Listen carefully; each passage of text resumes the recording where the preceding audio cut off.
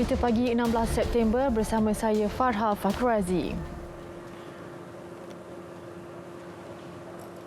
Perintah Kawalan Pergerakan PKP terpaksa dilaksanakan semula sekiranya kes COVID-19 dalam negara meningkat dengan mendadak.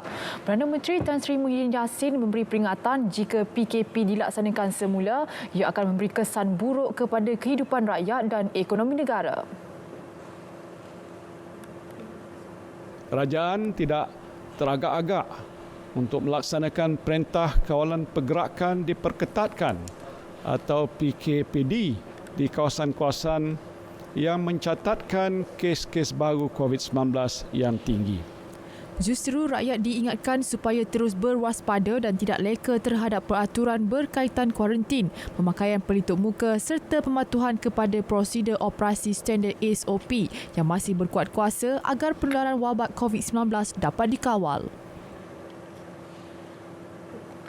Sementara itu, kerajaan tidak akan terburu-buru membuka sempadan negara. Sebaliknya, kawalan sempadan akan terus diperketat termasuk meningkatkan usaha menghalang kemasukan pendatang tanpa izin bagi mengekang wabak COVID-19. Kita perlu mengimbangi antara keperluan untuk melindungi nyawa dan kehidupan rakyat Malaysia. Sempadan negara masih ditutup kecuali untuk tujuan perniagaan. Ini termasuk pelaburan dan pendidikan dengan syarat-syarat pematuhan prosedur operasi standard SOP tertentu yang ketat. 23 kes baru dilaporkan dengan 6 kes pulih direkodkan semalam. Satu kluster baru turut dikesan di Kunak, Sabah dikenali kluster pulau. Ketua Pengarah Kesihatan Tan Sri Dr. Nur Hisham Abdullah berkata kluster baru itu merekodkan 9 kes baru. Kes indeks kluster iaitu kes ke-9,940 adalah seorang wanita warga negara Malaysia yang berusia 68 tahun. Beliau ditemui tidak sedarkan diri di rumah dan dibawa ke Hospital Kunak dan kemudian dia dirujuk ke Hospital Tawau bagi perawatan serangan jantung, strok dan penyakit hati. Di mana saringan COVID-19 didapati positif pada 13 September 2020. Beliau kini dirawat di unit rawatan rapi dan memerlukan bantuan pernafasan. Hasil saringan kontak rapat dan pengesanan kes secara aktif, 8 daripadanya merupakan ahli keluarga kes pertama berkenaan. 128 individu disaring terdiri daripada 109 warga negara dan 19 bukan warga negara. 18 daripadanya negatif manakala 101 lagi masih menunggu keputusan. Langkah pencegahan penularan jangkitan seperti proses nyahkuman dan pembersihan telah dijalankan di lokasi dikenal pasti. Punca jangkitan masih dalam siasatan dan aktiviti mengawal penularan giat dijalankan. Sementara itu, Kementerian Kesihatan akan menjalankan ujian saringan COVID-19 secara besar-besaran bagi penduduk daerah Lahad Datu, Tawau dan Kunak dalam tempoh terdekat.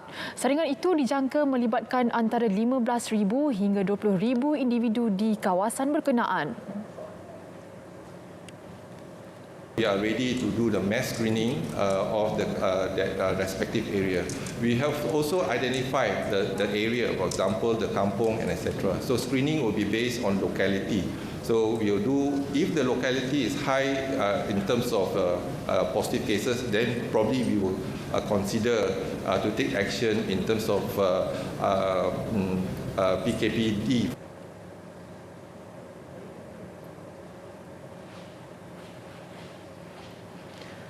Hampir kesemua warga negara Malaysia yang terkandas di luar negara sepanjang penularan pandemik COVID-19 sudah dibawa pulang.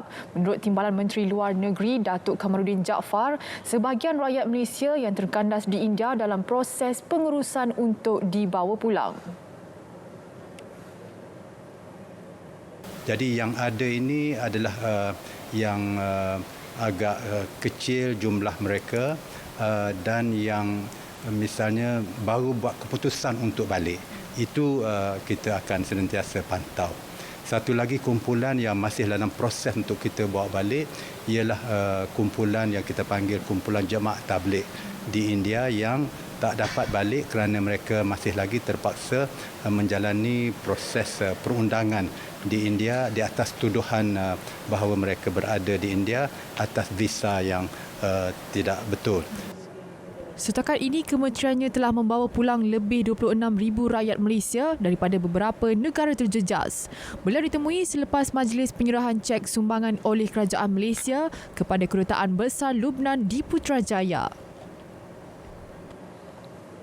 Sehingga 4 September lalu, nilai moratorium bayaran balik pinjaman institusi kewangan yang berkuat kuasa sejak 1 April lalu dianggarkan berjumlah RM85.8 bilion. Menteri Kewangan Tengku Datuk Seri Zafrul Tengku Abdul Aziz dalam kenyataan laporan laksana ke-21 memaklumkan daripada jumlah itu RM30 bilion dimanfaatkan sektor perniagaan, manakala RM55.8 bilion dimanfaatkan oleh peminjam individu. Menjelang tamatnya moratorium secara umum 30 September ini, institusi perbankan terus bersedia untuk membantu peminjam yang masih terjejas akibat COVID-19 melalui bantuan bank bersasar bermula 1 Oktober depan. Pihak bank telah menghubungi lebih 2 juta peminjam merangkumi individu, perusahaan kecil dan sederhana PKS dan perniagaan korporat serta komersial bagi menawarkan bantuan pembayaran pembiayaan. Mereka yang masih memerlukan bantuan dan belum berbincang dengan pihak bank digesa menghubungi bank masing-masing dengan kadar segera. Kerajaan menggesa orang ramai mengambil bahagian dalam banci 2020 melalui e-Census yang akan tamat dalam tempoh 15 hari lagi. Menurut Menteri Kanan Keselamatan Datuk Seri Ismail Sabri Yaakob, berikutan pandemik COVID-19 sehingga kini hanya 1.5 juta rakyat selesai mengisi e-Census.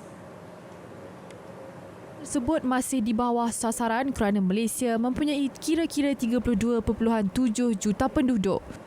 Kita ada masa lebih kurang 15 hari lagi kerana tarikh tutup untuk e-Census ini secara online ini pada 30 September. Jadi kalau nak mengelakkan daripada bersemuka dengan pegawai-pegawai banci yang akan datang ke rumah, maka eloklah dalam masa 15 hari ini mendaftar ataupun membuat jawapan bancian secara online. Kalau tidak, mulai daripada 7 Oktober, pegawai banci akan datang ke rumah. Walaupun begitu, kerajaan telah menetapkan SOP yang ketat bagi operasi banci di kediaman persendirian dan kediaman institusi. Pautan e-Census boleh dicapai melalui laman sesawang tertera.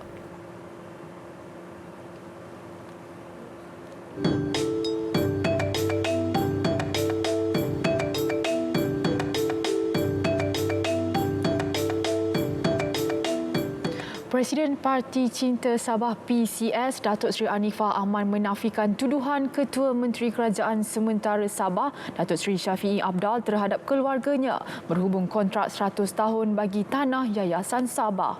Datuk Syafiee yang juga Presiden Parti Warisan Sabah mendakwa Datuk Seri Anifah sekeluarga menyalahgunakan kuasa untuk memperoleh kontrak tanah yayasan tersebut.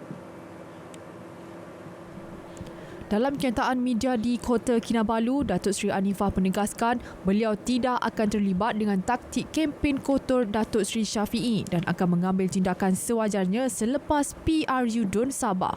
Tindakan itu juga adalah tidak bermaruah dengan memburukkan nama pesaing serta keluarga semata-mata untuk memenangi pilihan raya selain dianggap tidak beretika dan tidak profesional.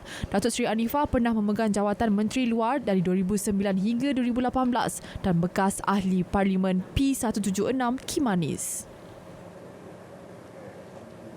Inisiatif Pembangunan Sumber Manusia Berhad HRDF di bawah Pelanjana Semula Ekonomi Negara, Penjana Peringkat Negeri Sabah memberi fokus membantu pekerja yang kehilangan pekerjaan, bukannya bermusim atau mempunyai kepentingan politik.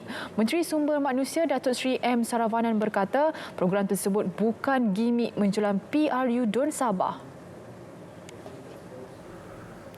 8,858 belia Sabah menerima manfaat bantuan skim insurans pekerjaan EIS menerusi Pertubuhan Keselamatan Sosial berkeso bagi membantu pekerja yang hilang pekerjaan ekoran pandemik COVID-19.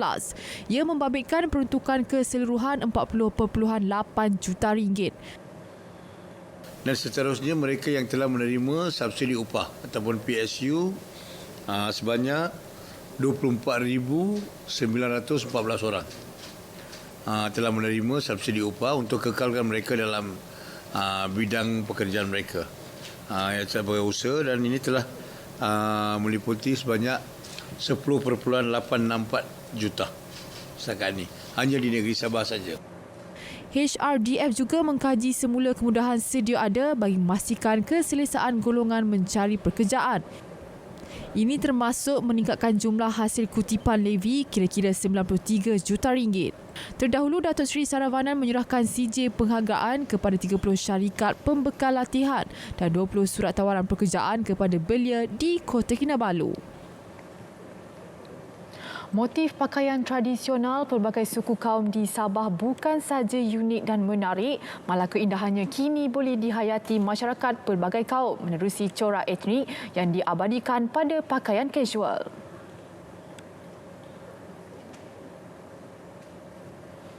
Aktivitis budaya Sabah yang juga ahli lembaga pengarah FINAS Dr. Rospat Sitibuk berkata, corak seni bukan sekadar diaplikasikan pada lukisan mural, malah mendapat tempat dalam pakaian kontemporari. Pakaian dengan motif etnik suku kaum tradisional Sabah seperti kadazan dusun Murut amat mendapat permintaan menggalakkan.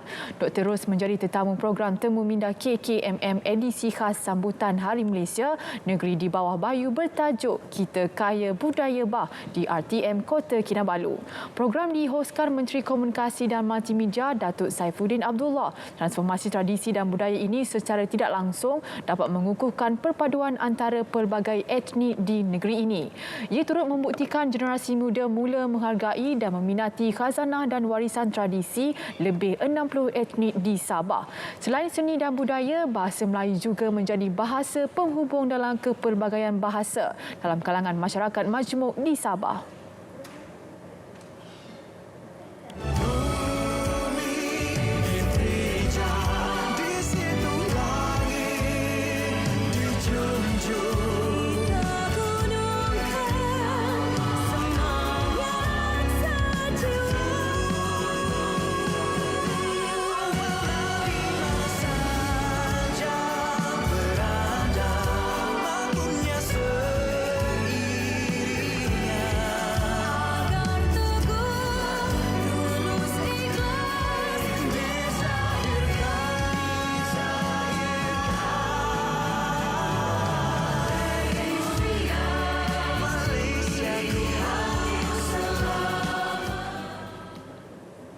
Baik, bertemu kembali.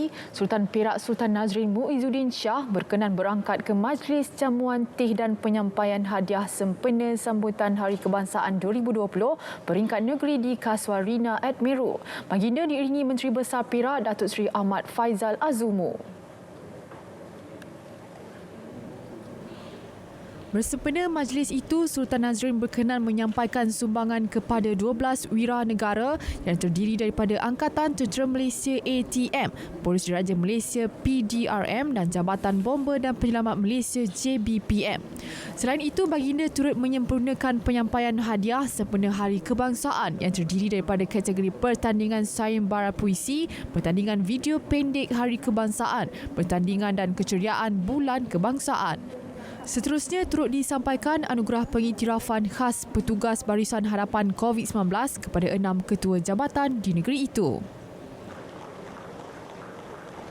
Sementara itu, di Terengganu, sambutan Hari Malaysia 2020 diterjemah menerusi lukisan mural. Tema tempat menarik di negeri itu dan peringatan tentang peristiwa COVID-19 diangkat sebagai subjek utama pada lukisan mural berkenaan.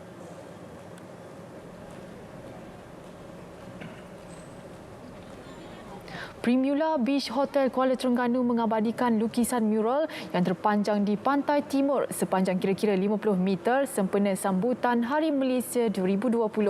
Tema lokasi ikon pelancongan terkenal di negeri itu diketengahkan untuk menyemai semangat cintakan negara di kalangan anak-anak kecil. Kecil lagi.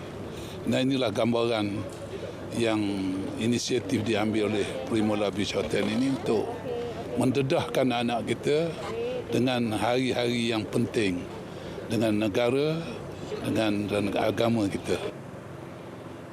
Sementara itu, di Sekolah Menengah Kebangsaan Tengku Bariah Kuala Terengganu, mural paparan tarikh bersejarah bermulanya Perintah Kawalan Pergerakan dan langkah pencegahan bagi mengelak penularan COVID-19 seperti memakai pelitup muka, membersih tangan dan penjarakan fizikal diabadikan di dinding bangunan sekolah berkenaan.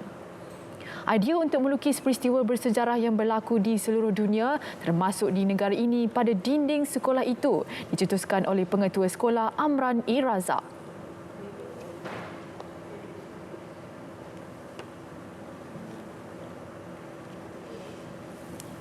Agar mereka sentiasa mengingati perkara peristiwa yang berlaku pada tahun 2020 ini, dan apabila mereka masuk di kawasan sekolah dah digambarkan dengan pelbagai SOP yang mesti dilakukan.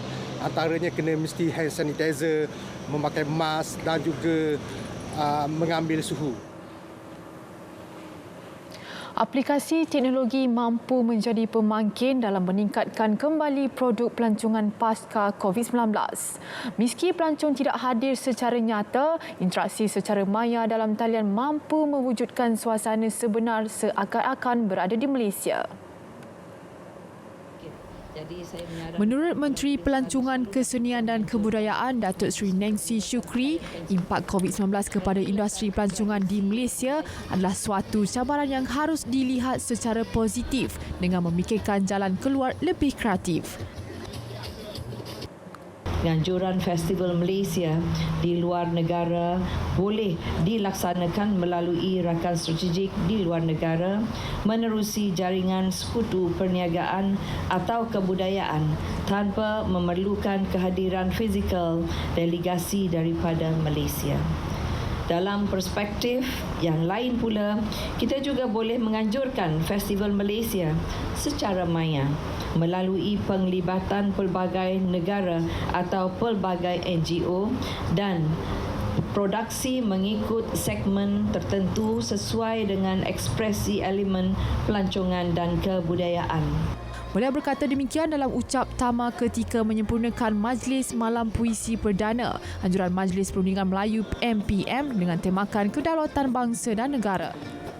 Majlis yang bertujuan memupuk semangat patriotik dan cintakan negara melalui deklamasi puisi itu diadakan sempena sambutan Hari Penubuhan Malaysia ke-57 tahun bertempat di Wisma MPM di Ibu Negara.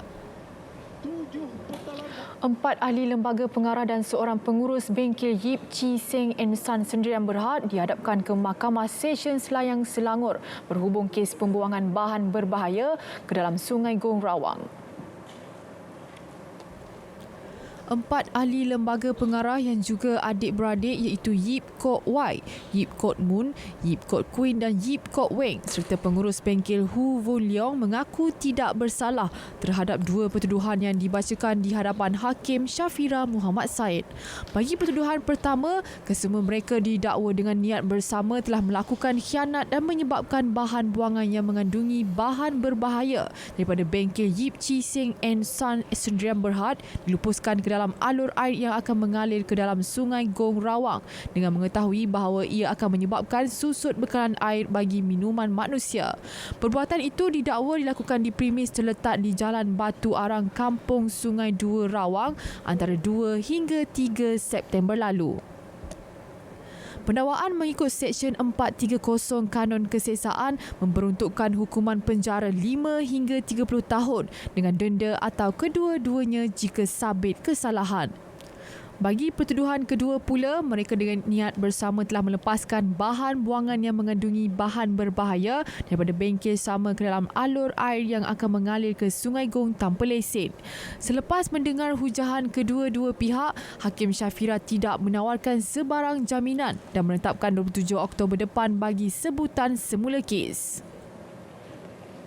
Agensi Kawalan Sempadan Malaysia AKSEM menemukan dadah jenis syabu bernilai 23.4 juta ringgit dalam sebuah kenderaan pacuan 4 roda yang ditinggalkan di Kampung Cerang Melintang, Tumpat Sabtu lalu. Kejadian berlaku pada pukul 6.15 petang ketika anggota AKSEM yang melakukan rondaan melihat kenderaan itu dalam keadaan mencurigakan di sekitar Kampung Teluk Jering. Menurut Ketua Polis Kelantan, Deputi Komisioner Polis Syafin Mahmat, anggota AKSEM bertindak mengejar kenderaan tersebut namun diekori dan dihalang sebuah lagi kereta. Keadaan itu menyebabkan satu das tembakan dilepaskan ke udara sebagai tanda amaran. Bagaimanapun, kedua-dua kenderaan itu menyelinap ke kawasan hutan. Dalam pukul 7 malam, anggota MPV daerah Tumpat telah menerima satu maklumat daripada orang awam sebuah kereta Triton ini berada berhampiran hutan di Kampung Cerang Melintang. Jadi dua anggota MPV telah ke lokasi dan menjumpai kereta dalam keadaan berkunci dan masih terdapat beberapa guni dalam kereta tersebut. Ketika bercakap dalam sidang media di Ibu Pejabat Polis Daerah Tumpat, beliau tidak menolak kemungkinan dadah jenis syabu itu diseludup dari negara jiran serta mempunyai hubung kait dengan rampasan dadah bernilai 42 juta ringgit baru-baru ini. Kes disiasat mengikut Seksyen 39B Akta Dadah Berbahaya 1952 dan Seksyen 186 Kanun Kesisaan kerana menghalang tugas penjawat awam. Satu kajian menyeluruh sedang dijalankan di Universiti Kebangsaan Malaysia UKM bagi mengenal pasti punca sebenar permasalahan penyalahgunaan dadah di Kelantan. Menteri Besar Kelantan Datuk Ahmad Yaakob memaklumkan kajian membabitkan 7 peringkat itu dijangka mengambil masa selama 3 tahun untuk siap sepenuhnya.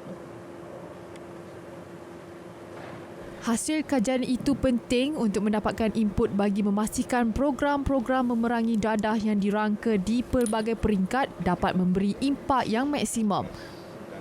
Kita menerima ataupun kita menyokong usaha untuk buat kajian. Mungkin kerana rumah tangga, mungkin kerana penceraian, mungkin kerana tidak ada ilmu, mungkin kita dekat dengan sempadan. Maka kita perlu buat kajian. Kenapa? Yang kita buat kajian kerana 90% rakyat Kelantan ni orang Melayu. Kajian ini akan membantu kita, membantu jabatan-jabatan, membantu esko-esko boleh buat program. Beliau ditemui media selepas mempengerusikan mesyuarat Majlis Tindakan Membanteras Dadah di Kota Baru. Mesyuarat tersebut turut dihadiri Ketua Pengarah Agensi Anti Dadah Kebangsaan AADK, Datuk Seri Zulkifli Abdullah. Pada masa sama, Datuk Ahmad turut meminta masyarakat untuk tidak meminggirkan bekas penagih maupun mereka yang sedang menjalani rawatan. Peranan yang dimainkan masyarakat itu diyakini mampu membantu mereka yang terjebak dengan najis dadah untuk terus istiqamah melakukan perubahan dan kembali menjalani kehidupan normal. Di daratan, lautan luas mahupun awan biru, mereka berkorban tiada penghujungnya. Ketika dunia mencari penawar, mereka cekal, abaikan risiko dari dijangkiti. Ketika benteng negara diperkasa, gantingan mereka tetap kukuh, putuskan rantaian wabak digeruni. Semuanya kerana Ibu Pertiwi yang dicintai.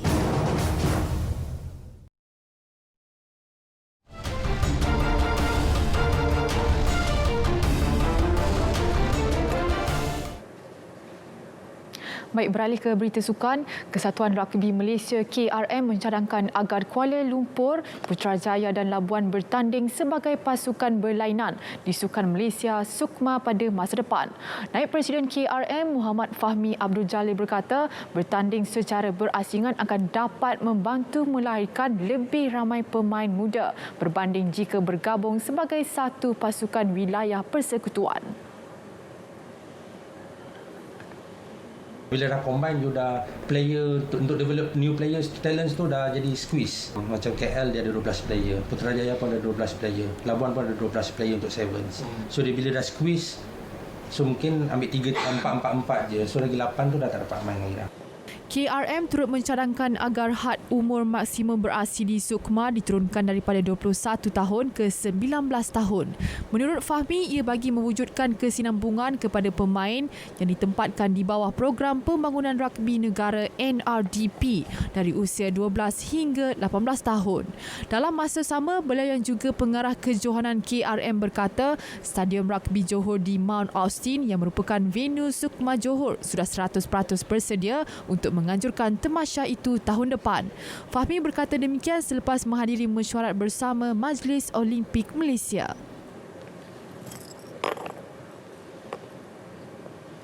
Tim Sapura Cycling TSC nekat merampas gelaran juara kebangsaan tahun lalu daripada Terengganu Incorporated TSG Cycling Team dengan mempertaruhkan dua pelumba elit, Muhsin Al-Reda Misbah dan Akmal Hakim Zakaria.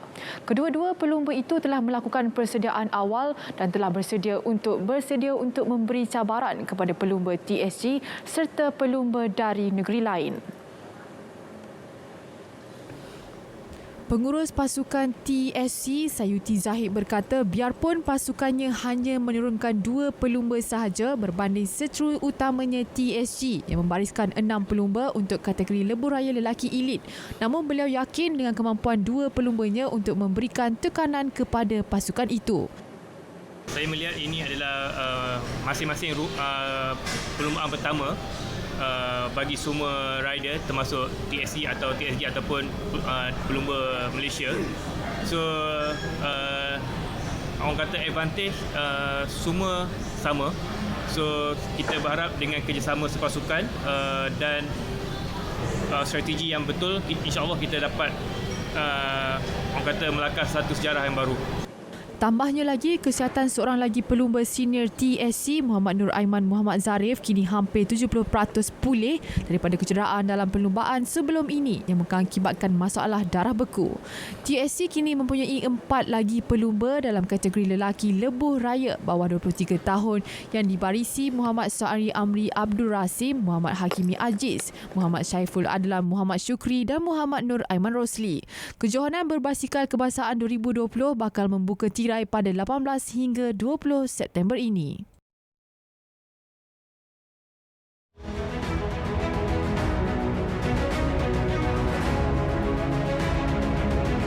Kepercayaan kepada Tuhan, kesetiaan kepada raja dan negara, keluhuran perlembagaan, kedaulatan undang-undang, kesopanan dan kesusilaan.